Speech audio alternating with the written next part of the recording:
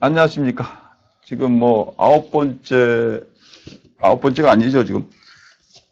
13번째 동영상인 것 같습니다. 하여튼 뭐, 9장의 소매업과 도매업을 하고, 그 다음에 14장까지 전부 하고, 그 다음에 이제 15장 조금 설명하고, 그 다음 퀴즈 내면 끝나겠습니다.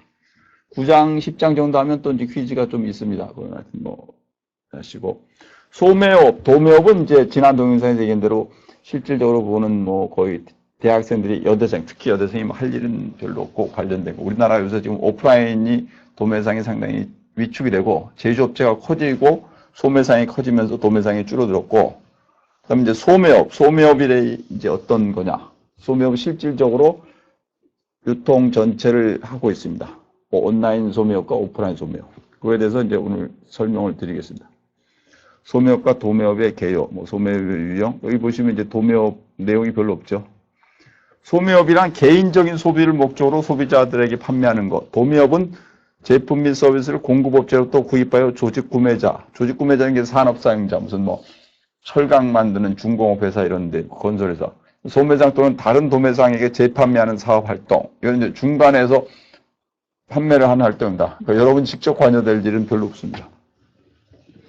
이제 소매상 도매업인데 여기 지금 보시면 쭉 매출이 늘고 있죠. 뭐 억, 10억, 100억, 1000억, 조, 10조, 100조, 500조, 600조, 지금 2.5, 600조, 지금 뭐 거의 뭐 1000조 정도 가까이 될걸요. 지금은. 네, 1000조 정도. 우리나라에서 유통이라는 게 상당히 많죠. 소매, 물건을 파는 거 전체. 점포용 소매업과 무점포용 소매업. 요거는 스마트폰을 꺼내서 좀 찍으십시오. 그리고 요걸 가지고 이제 수업을 이제 주로 많이 할 겁니다.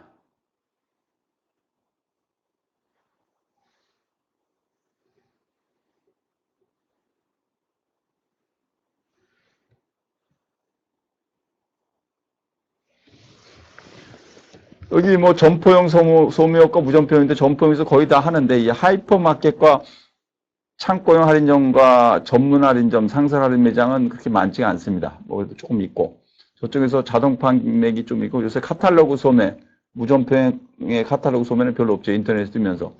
중요한 거는 전문점, 백화점, 슈퍼, 편의점, 할인점 뭐 그 정도. 이쪽에는 다이렉트 마케팅, TV 홈쇼핑, 인터넷 쇼핑 이 정도입니다. 그걸 조금씩 장시간에 대해서 설명을 드리겠습니다. 전문점이란 특정한 제품, 뭐 가전, 가구, 서적, 뭐 문구 이런 거만 판매하는 업체, 그 전문적으로. 근데 우리나라에는 전문점이 발달을 안 해갖고 서적이나 가전 정도만 전문점이 좀 있고, 전문점이 보통 뭐 몇백 평에서 몇천 평쯤 되고, 대형 서점은 뭐 몇천 평쯤 더 되고, 전문적으로 그 제품만 판매하고 있는 겁니다. 그 다음에 이제 백화점은 뭐 거의 다 지하 1, 2층부터 지상 8, 9층까지 거의 다. 백화점 내 나중에 가서 4층, 5층, 6층, 7층이 실제는 전문점이라 부를 수 있죠. 가전 전문점, 뭐 가구 전문점, 이불 전문점. 그러니까 우리나라는 전문점이 백화점에 흡수가 된 형태라고 생각을 해도 될 겁니다. 그래서 백화점이 쭉 있고, 백화점이 워낙 크다가 1920년대부터 백화점이 생겼죠. 30년대 쭉 하다가 미쓰고시 화신백화점 이런 게 하다가 신세계가 60년대 들어서고 지금은 뭐 우리나라 백화점이 뭐 크게 메이저 빅브레이더 몇 개가 이제 운영을 하고 있고, 백화점이란 거의 모든 제품을 판매하는 것이고, 슈퍼마켓은 식품 위주로 아주 거기 생활용품 같은 것만 팔죠. 식품에서 간편한 식생활과 관련된 뭐 망치 이런 거 잘 안 팔고 식생활과 관련된 슈퍼마켓에서 파는 거 주부들이 많이 가는 곳이고, 편의점이 20, 30대 남녀들이 가서 24시간 하면서 간단하게 뭐 살 수 있고 조금 약간 고가죠. 할인점은 뭐 좀 백화점을 줄여놓고 백화점에서 꼭 필요한 것을 줄여놓고 사는데 좀 가격이 낮은 곳들을 할인점이라고 할 수 있습니다. 이게 이제 주로 이제 점포용 소매이고, 대형마트나 뭐 하이퍼마켓 식품이죠. 대형마트, 하이퍼마켓, 전문 할인점, 창고 할인점 거의 다 뭐 할인점의 변형 형태입니다.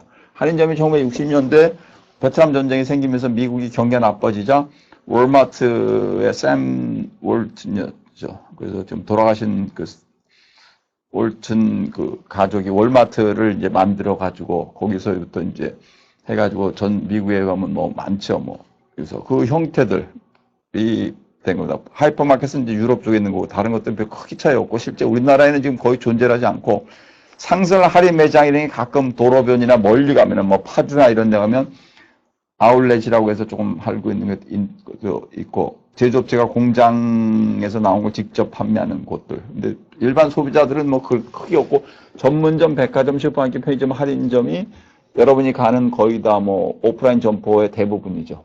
거기서 소매를 다 하고, 우존평에는 이제 직접 마케팅은 다이렉트 마케팅, 뭐 정수기 판매하시거나 뭐 서비스 판매가 거의 그런 거죠. 무슨 뭐 보험 판매도 그러고 뭐 직접 마케팅이 좀 있고, 자동차도 약간 다이렉트 마케팅이 좀 있고, TV 홈쇼핑은 우리나라 지금 TV 채널이 6개인가요? 그 TV 홈쇼핑은 TV를 통해 가지고 이제 파는 거. 전 세계에서 아마 우리나라가 거의 제일 센 걸로. 미국에도 한 2개 있는데 미국이 그렇게 많이 안 나는데 우리나라는 TV를 통해서 제일 많이 하고, TV 시청률이 상당히 높죠.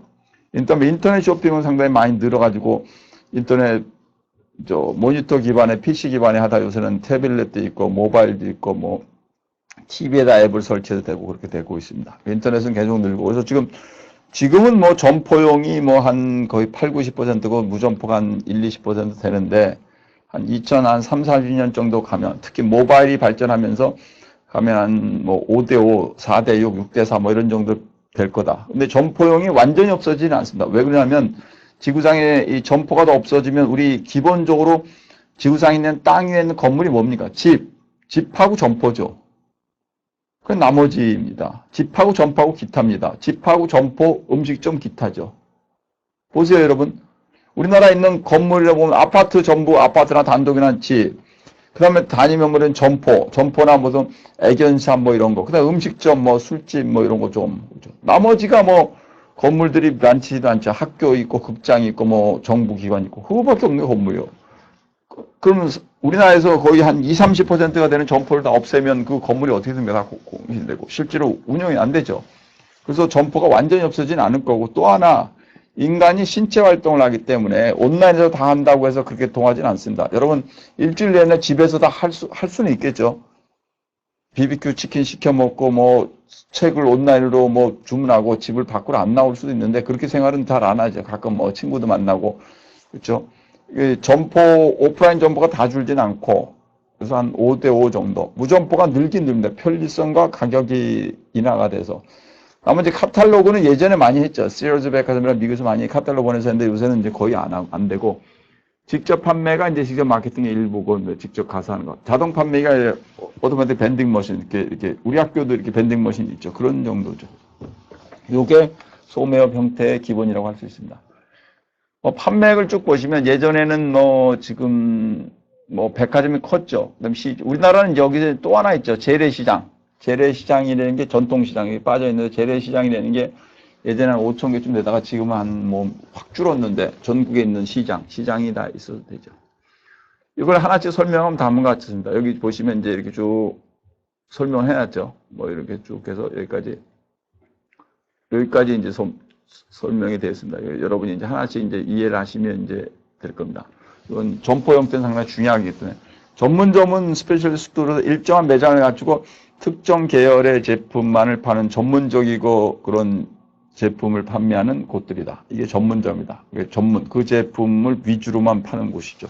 그래서 강력하게 돼야 되는데, 미국에는 그렇게 돼 있고, 미국의 백화점이 주로 화장품이나 뷰티, 여성 이런 것만 팔고 나머지는 빠져 있으니까 전문점이 살았는데, 우리나라는 캐테고리 킬러라 해갖고 특정한 제품들을 팔고 그런 데가 있었는데, 우리는 그게 없죠. 왜냐하면 백화점이 워낙 세가지고, 백화점이 세니까 그 안에 전문점이 다 들어가 있으니까. 앞으로도 전문점을 그렇게 만들기는 상당히 힘들 겁니다. 제품 구색이 그렇게 나오지 않습니다. 장난감 전문점은 어느 분이 만들다가 장난감 숫자가 그렇게 안 되고, 그죠? 이불 전문점을 했는데 시장들한테 밀리고 그죠?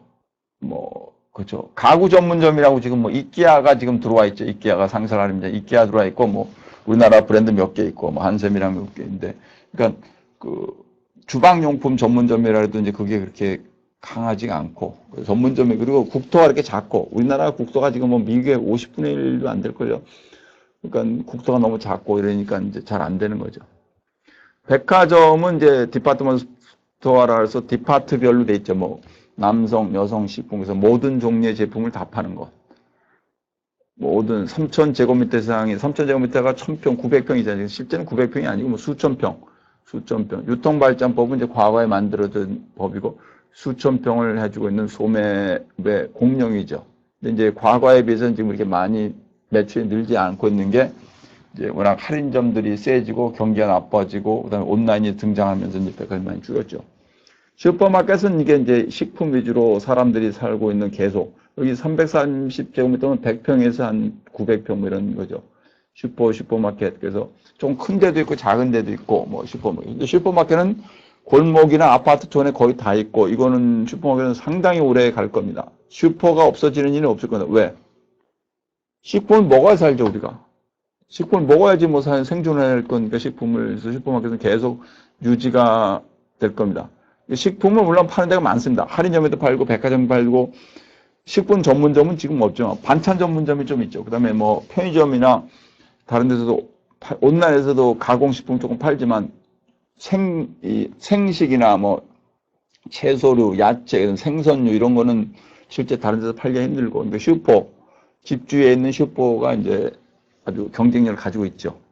편의점이란 이제 편의점 하면 생선 이런 거 없죠. 생선이나 뭐 배추 이런 거 안 팔죠. 그런 거 빼고 이제 가공식품, 냉동식품 이런 거 위주로 해가지고 뭐 간단하게 식사류나 뭐 김밥류 같은 거나 간단해서 살 수 있는 거. 그다음에 약간 뭐 미국도 편의점이 옛날에 보면 뭐 주로 매출이 뭐 담배, 술, 잡지 뭐 이런 거가 있습니다. 간략한 대형마트는 이게 이제 상당히 등장하면서 뭐 몇천 평 되면서 우리나라 빅3 브랜드가 있죠. 이마트, 롯데마트, 저기 홈플러스. 그래서 빅3가 대형마트를 크면서 한 100개 이상씩 되면서 상당히 해서 할인점과 백화점의 차이는 뭡니까? 한번 생각해 보십시오. 할인점과 백화점의 차이가 뭡니까? 할인점은 자기가 직접 매입을 해가지고 판매도 하는데 백화점은 그렇지 않습니다. 그냥 그 입점업체들이 들어와서 판매를 다 합니다. 대형마트도 뭐 다 직접 판매를 하는 건 아닌데 거의 90%는 직접 판매를 하고 할인점은 직접 판매하기 때문에 값이 싸죠. 재고도 자기네 처리하고. 그럼 할인점에는 재고 남는 거 어떻게 하냐? 제가 뭐 몇 군데 물어보니까 재고 남는 것은 지방에 이제 땡 처리하거나 이제 뭐 해서 뭐 내부 종업원들한테 싸게 팔거나 아니면 뭐 지방에 땡 처리를 하거나 그다음에 해외 이전시키거나 뭐 예전에 뭐 컴퓨터 같은 게 우리나라에서 팔다가 남으면 뭐 베트남이나 남미로 가고 막 이랬죠. 그런 식으로 이제 처리를 합니다. 요게 이제 점포형들이고 창고형은 이제 멤버십 홀세일 클럽은 이제 웨어하우스 클럽이라는데 홀세일 클럽은 우리나라에 지금 별로 없죠. 월마트, 샘스나 코스트코 홀세일이죠. 회비를 받는 곳, 회비를 3만 원 받고 물건을 판매하는 그런 형태죠. 회비에서 남죠. 코스트코 홀세일, 이마트 트레이더스. 근데 창고형은 기본적으로 도매 형태입니다. 소매상들이 가서 사서 재판매를 하려고 하는 거죠. 그다음에 캐테고리 킬러, 이건 토이즈하우스, 뭐 홈디포, 베스트바이 이게 다 주로 미국에 있는 그런 아주 장난감이나 무슨 어떤 가구 이런 가전 전문점인데 우리나라는 그렇게 크게 없죠, 별로. 상세라는 여주 프리미엄 아울렛에서 이렇게 제조업체들이 할인낸 거 이런 것들입니다. 그래서 이거 크게 별로 없고 그다음에 이제 빠져 있는 게 재래시장인데 재래시장은 상당히 영향이 크죠. 아직도 우리 뭐 선거철만 되면 재래시장에 정치가들이 가고 뭐 대통령들 가고 장관 가고 맨날 그렇죠. 재래시장에 사람들이 많이 오고 서민들의 연세 그다음에 지금 5, 6, 70 주부들은 5, 6, 70대 주부들은 뭐 재래시장 많이 가고 요새 20, 30대 주부들은 뭐 조금 아닐 것 같지만 상당 기간 1960년도에 5.16 혁명이 나고 우리나라는 점포가 없었죠. 그때 재래시장이 처음 들어오면서 정부가 지원해서 한 5천 개가 생겨가지고 그게 지금 유지가 되고 있는데 경제가 발전하고 그다음에 좀 깨끗한 걸 원하고 자가용을 타고 다니고 이렇게 되다 보니까 이제 재래시장이 조금 경쟁이 떨어져 있죠. 오프라인 매장은 기본적으로 점포 비용이 있기 때문에 돈이 비쌉니다. 온라인은 점포 비용이 없죠. 그러니까 온라인은 싼 거고 오프라인은 뭐 점포 비용이 있고 그다음에 사람들이 해야 되죠. 온라인은 그냥 판매를 하면 되니까 온라인은 뭐 물건 안 가지고 있어도 됩니다. 일단 주문을 받고 나면 그때 팔아도 되는 거니까 온라인은 그렇게 되는 거죠. 그 가격이 싸죠. 무점포에는 인터넷 쇼핑 이게 조금 생각을 해보십시오. 잠깐 장점과 단점.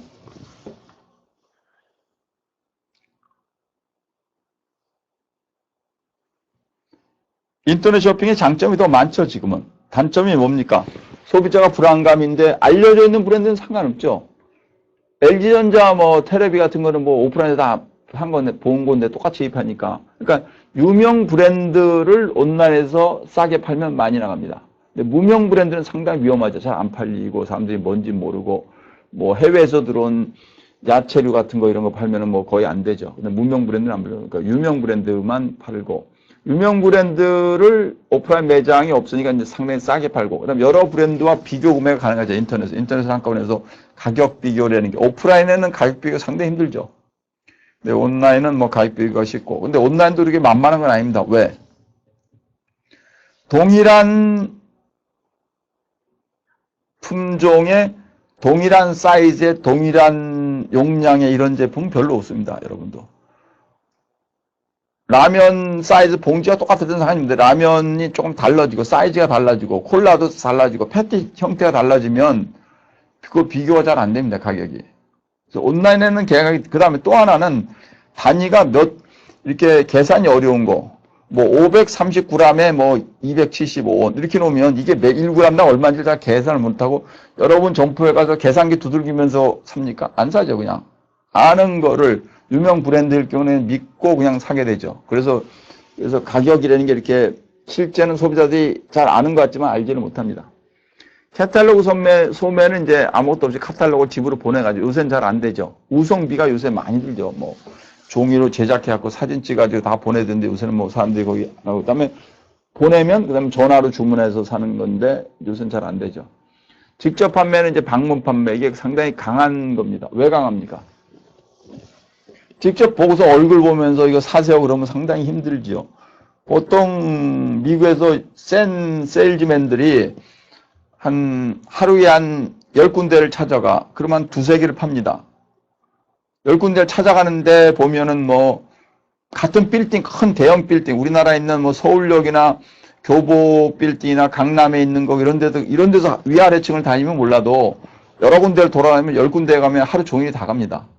그 10군데를 가가지고 한 8, 9명한테 얘기를 하면 그 중에서 한 3명. 그러니까 보통 얘기가 3명한테 30분씩 설득을 하면 그 중에 1명은 산다. 그것도 좋아야죠. 자동차하고 이렇게.